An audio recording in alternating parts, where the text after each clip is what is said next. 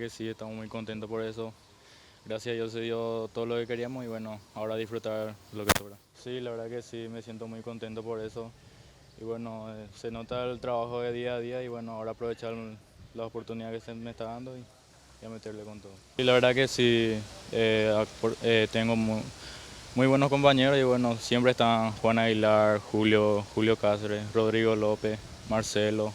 Ellos lo que siempre me hablan y bueno, gracias a eso también se me está dando todo, me está saliendo todo bien las cosas y bueno, ahora a disfrutar el campeonato. Sí, la verdad que sí, hoy estamos hablando y bueno, vamos a entrar con todo en ese partido para tratar de ganar y tratar de terminar bien el año. Y la verdad que unas cuantas cosas más, el profe mismo siempre me habla y me pide para que encare más y bueno, y tengo que animarme más y yo creo que me van a salir más las cosas.